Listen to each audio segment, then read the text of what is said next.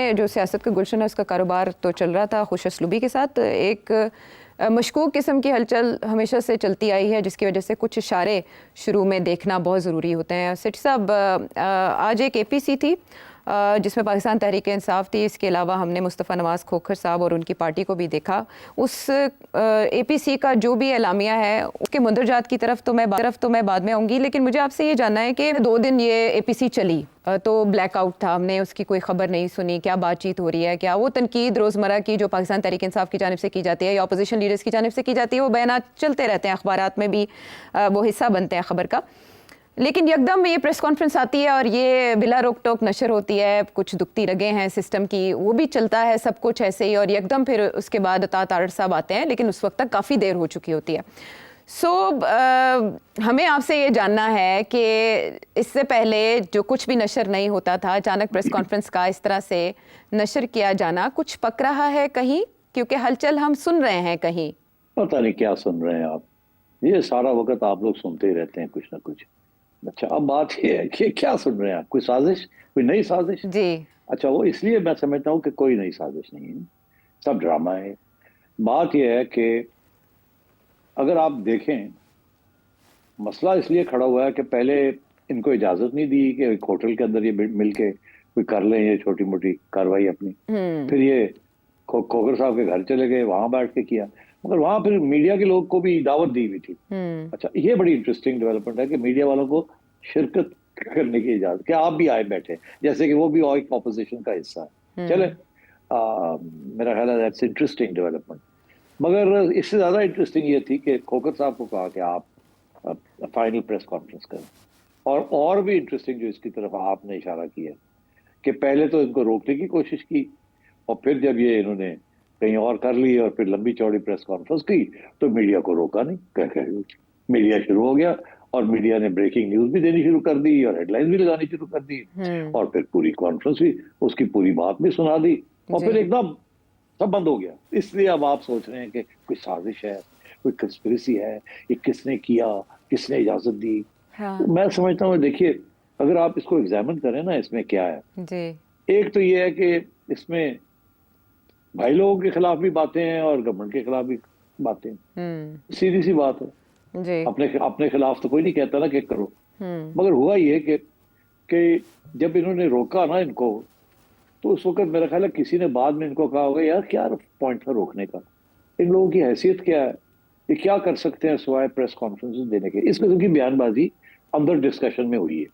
अच्छा। तो उस वक्त तो एक नी जर्क रिएक्शन था, नहीं नहीं नहीं करने देना, नहीं करने देना, और ये देखे ना, ये तैयारी कर रहे हैं 5 तारीख की, और ये कर रहे हैं, वो कर रहे हैं।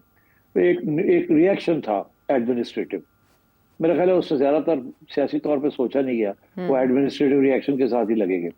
मगर बाद में ये सोचा कि यार क्या फर्क पड़ता है, करने दो, तो चलो मीडिया थोड़ा बहुत कर रहा है तो करने दो। तो मीडिया ने फिर करना शुरू कर दिया।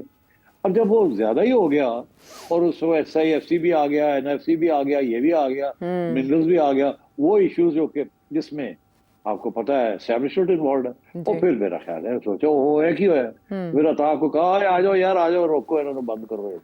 तो मेरा ख्याल है दिस इज व्हाट्स हैपेंड, इसमें कोई साजिश नहीं थी।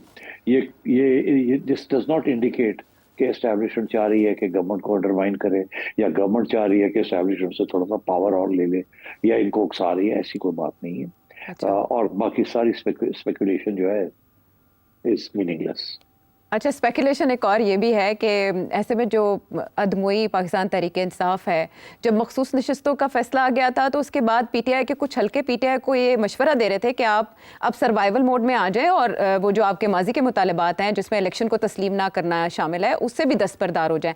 लेकिन आज 2024 का इलेक्शन भी उन्होंने मुस्तरद कर दिया। मुस्तफ़ा नवाज़ खोखर ने बहुत आगे बढ़ के बैटिंग की है पाकिस्तान तहरीक इंसाफ के मुतालबात पर। तो वो जो स्पेकुलेशन है वो ये कह रही है कि कहीं पाकिस्तान तहरीक इंसाफ का सजा सजाया मेला एहतजाजी तहरीक 5 अगस्त की, वो APP या मुतबादिल क़यादत तो हाईजैक नहीं करने जा रही।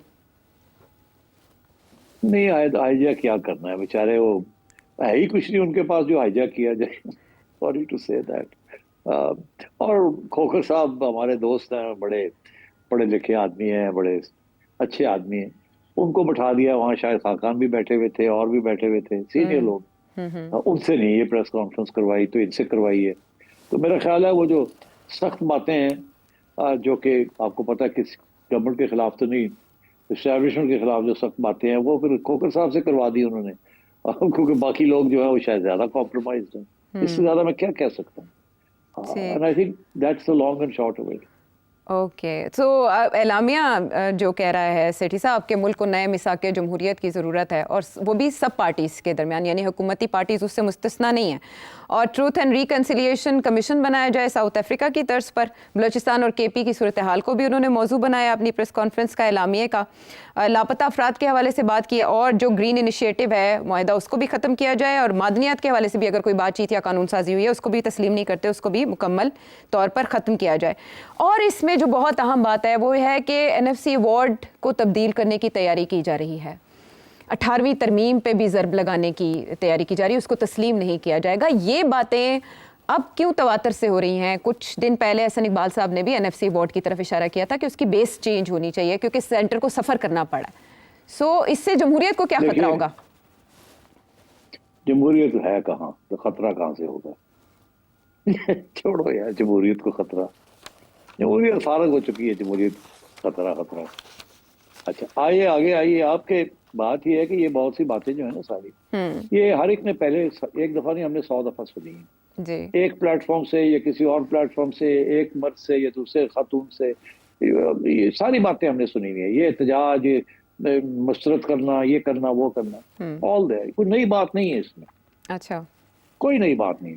अच्छा। मगर जो आपने इशारा जो किया ना, जो चीज जिसकी तरफ अब आगे बढ़ रही है हुकूमत, जो स्पेकुलेशन नहीं है और जो आगे बढ़ रही है, बिकॉज अब एहसन इकबाल साहब ने खुलेआम गवर्नमेंट पॉइंट ऑफ व्यू से बात कर दी है। पहले तो मिफ्ता इस्माइल करते थे और लोग करते थे कि NFC अवार्ड जो है उसको तब्दील करना चाहिए, अब वो चल नहीं सकता, अब नए नए डिमांड्स आ गए हैं रिसोर्सेज के ऊपर, और ये है वो है, और जो पैसे हम प्रोग्रेस थे वो तो उसको सही इस्तेमाल नहीं कर रहे, और उन्होंने आगे देने से लोकल गवर्नमेंट को ये वो भी नहीं कर रहे। तो NFC अवार्ड की जो रूह थी वो तो वैसे ही प्रोविंसेस ने खराब कर दी, और फिर अब नए डिफेंस रिक्वायरमेंट्स आ गए हैं, जाहिर है ऑब्जेक्टिव चीजें हैं, तो इसलिए NFC अवार्ड वैसे भी 15 साल हो गए हैं, एंड इसको अब रिव्यू करने की जरूरत पड़ गई है, एंड सो ऑन।